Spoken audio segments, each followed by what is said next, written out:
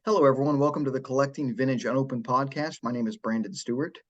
This podcast is devoted to discussing anything and everything in regards to the collecting of vintage, unopened sports and non-sports cards. And in the last episode, I chatted with a victim of a company that was selling resealed vintage packs. Darren Prince's company, the Prince of Cards, which was a very prominent unopened dealer in the many decades ago now. But there have been a lot of victims of his that have come forward and shared some of their experiences regarding the fraud that was committed. And so I have another individual who's been kind enough to speak about this as we do kind of a deep dive investigation into this. And so this is Ronnie Niesel. So thank you so much, Ronnie, for taking the time to chat with me. Yeah, no problem, Brandon. Thanks for having me. Absolutely. So you shared your story in the Vintage Wax and Packs group, and I thought it would be interesting to share here. So why don't you just tell me the story of your experiences? Yeah, so basically, I started collecting when I was 7 years old, 1985. Just loved collecting cards. Collected everything I had: baseball, a little bit of football.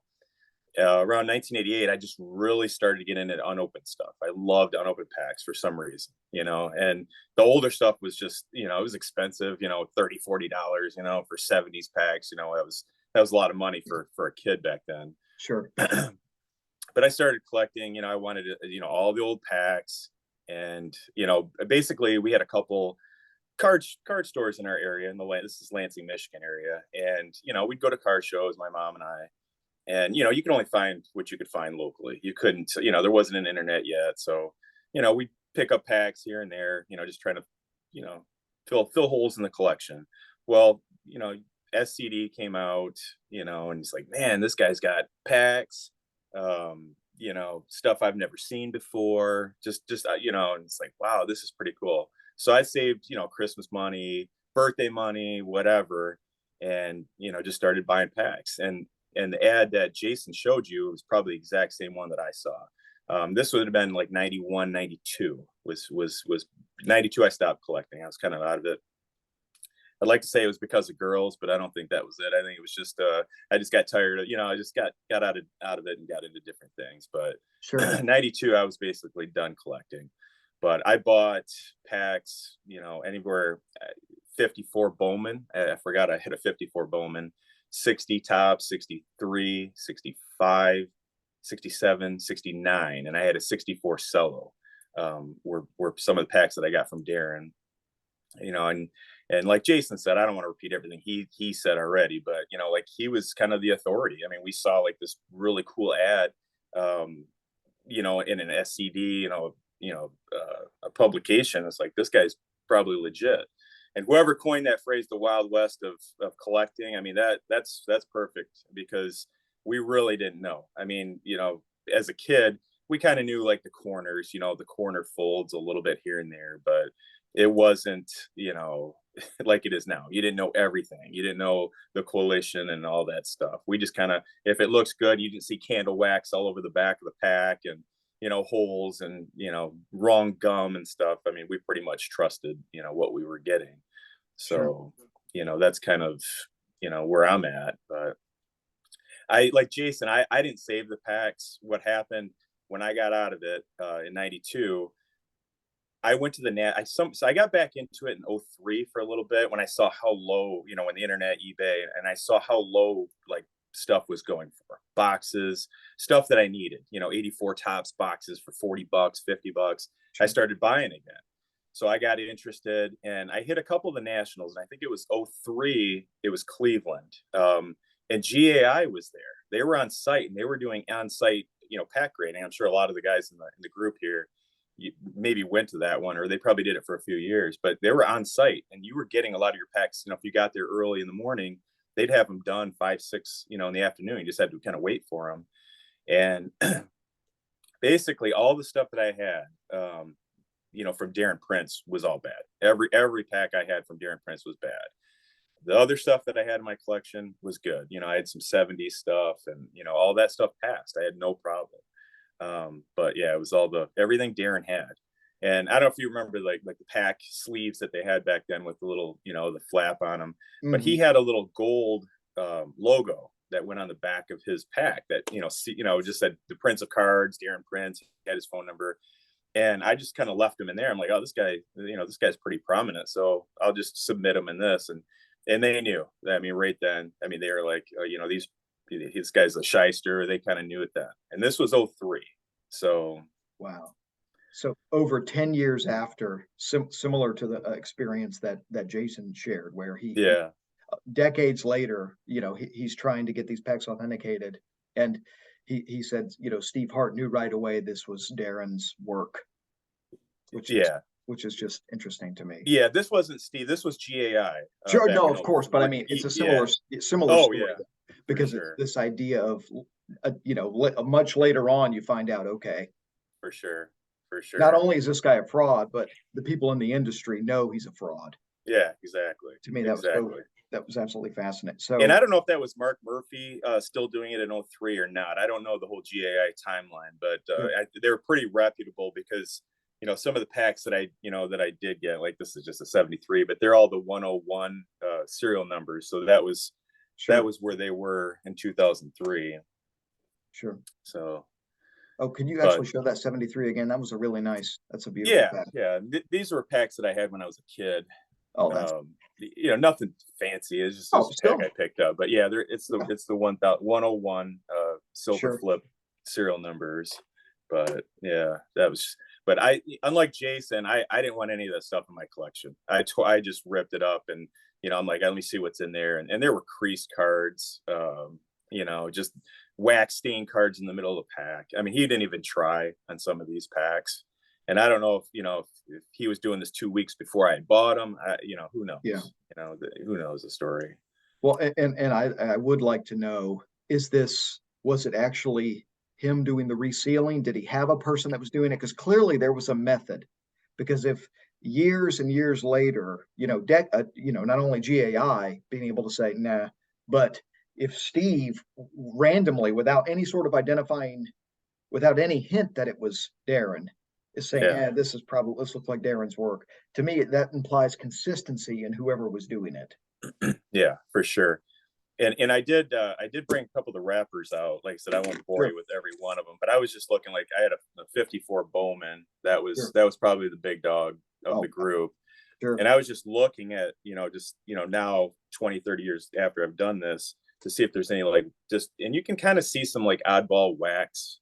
I don't know if he was using like, an iron or, whatever he was using, but, a couple of these packs, I can see it now. And I know you can't see it on the camera, but here's a '63 and you can just see just a little bit of just inconsistency.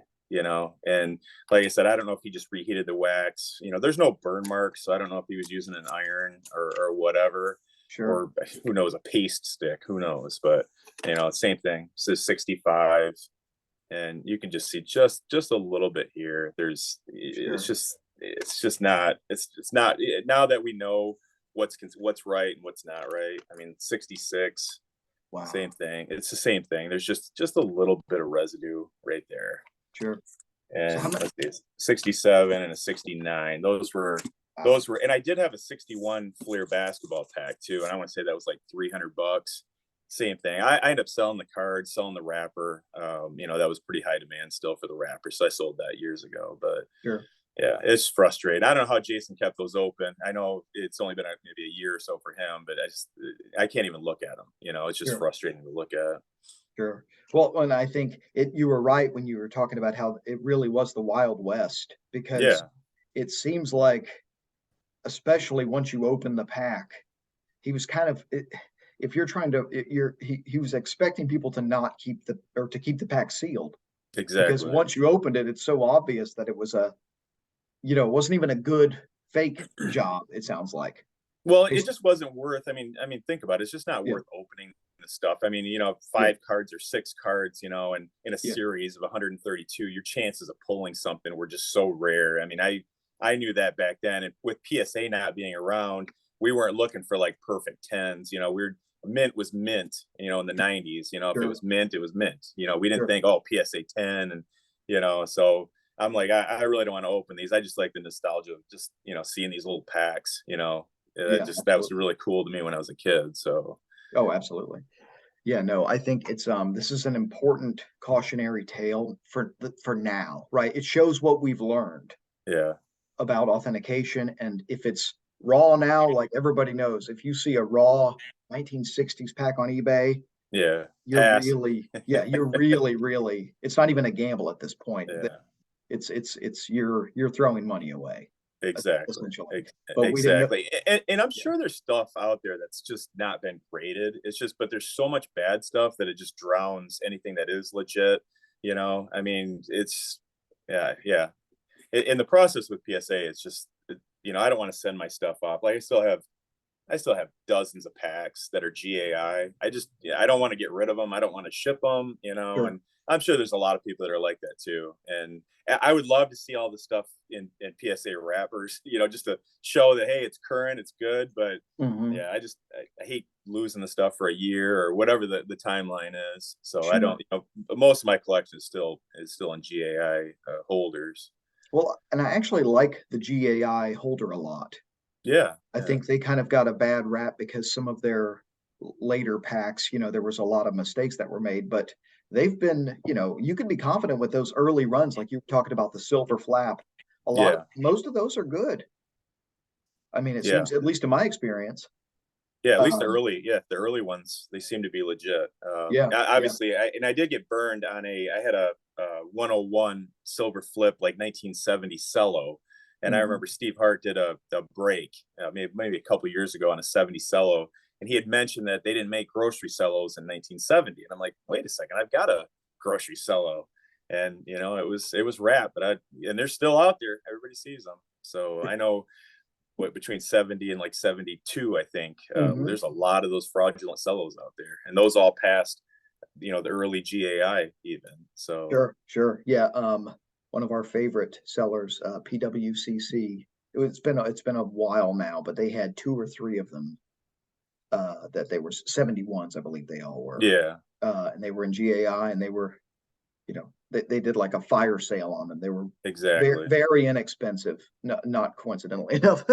Yeah, But yeah, yeah. exactly. Just because it's great, it doesn't mean it's good. And that includes with PSA, right? Because Yeah, before we learned exactly. about collation, we Yeah, have, the early ones. Yeah, yeah, right. some of the packs that Darren was selling, like a 75 cello with bread on top. There are Yeah, 75 cellos with bread on top in PSA slabs that are not legitimate packs.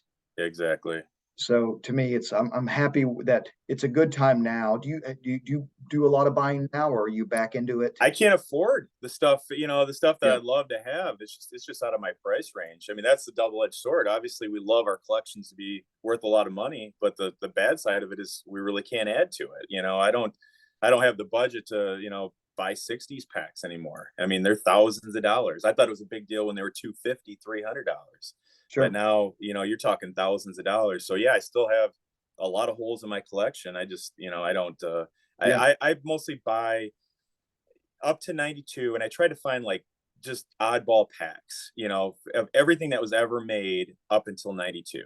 I love like the wax trays, the Halloween packs, the like hmm, Donruss put out, just stuff like that, sure. and that's kind of the stuff that and you can get it reasonably priced, and it's just kind of like it's cool to have that type of thing. I like star packs, and just stuff like that, Sure. but Yeah, it's that's kind of where I'm definitely, at now. I'd yeah, love to, I'd love to have some older stuff, new stuff, but I just can't swing it. yeah. No, no. I mean, that's one of the frustrating things about unopened is that it is people don't the people that collect graded cards or raw just cards out of the pack do not understand why Yeah, it's a big deal. Like, oh, I got this mid 70s rack pack or wax pack, and they're just like, okay, yeah. there's a disconnect there because they don't realize how bloody expensive this part of the hobby is. Oh yeah, yeah, It's, I mean, anything mid 70s and earlier, forget it for most. yeah, yeah. Wax boxes. I tried to. I Sure. did my wax boxes to the year I was born, 1978, and I'm like, Sure. man, I'll just keep going back from there. And it's like, yeah, right. Yeah, go for 77 or go for a 73, see what those go for wax boxes. It's ridiculous. Yes. So Yes. I feel bad for people that were born before me. If you're trying to do the same thing, yeah, good luck trying to get like a 70 wax box. But Yeah. No, yeah. No kidding. Yeah. I but mean, yeah, that's yeah. but no, I still buy just here and there, just little things, and I just oddball stuff. It's kind of what I'm looking for. Sure. Sure. But Well, thank you so much for coming on and sharing this experience. I know it's difficult to talk about and it's frustrating, but I really do think yeah, I mean, sunlight is the best disinfectant for this type of thing. yeah, there's hundreds of people like me out there, just Yeah. maybe a lot of people still don't know. Maybe they've gotten out of it, in 30 years and really never got back into it. And they have these packs in their drawer or safety deposit box and, just haven't looked at them in years. But yeah, there's a lot of us out there. Obviously there's nothing really we can do now, but, it's, it is what it is. Yes. Yeah. Yeah. I mean, the only thing, and even trying to contact this individual, how does that process work? Oh, yeah. This seems like a very different legally. Yeah. This is a tough thing to grapple with as well. So I think it's just you just learn from it and move on. Expensive lessons, Yeah. and Yeah. that's all it is. We've learned a lot in 30 years. Yes. But it's still a fun hobby in this group that we've got. I mean, there's so many knowledgeable people. It's such a fun thing to be part of. And, I'm glad to be part of it. I'm glad we got some good people, that help us with, things. And if we have questions, I've never run into somebody that hasn't been willing to help or Mhm. whatever. So Yes. that I think that's what Yeah. makes it fun. When we have these bad experiences, I think that's what makes, people still involved is like, man, there are cool people out there. And, you know, Yeah. No, no, no. It's a fantastic group. People share knowledge. They're accessible. They're happy to do it. There's no expectations of yeah, you do me a favor. It's just exactly. genuinely good-natured, caring people. Yeah. And And that's, the bad apples in that group are eliminated very quickly too, which is great. We have the Halama Hammer. Shout out to Ken yeah, Halama. yeah, If he watches this, he does a good job. He does a good yeah, job. Yeah. We've got a yeah, lot of friends in there and it's a yeah, good group. It's a yeah. good group. Absolutely. Well, Ronnie, thank you again. Really appreciate you coming on and sharing your experiences. And hopefully, this will be a cautionary tale about really buying raw packs today. Now, do not buy raw vintage packs, everybody, unless the provenance is absolutely undisputed. Do not buy them. Exactly. Never again. Never Yeah, yeah, again. yeah. Well, with that, I hope you all have a great week. I'll be back with another episode soon. Keep collecting vintage unopened baseball. Take care of each other, everybody. Yeah.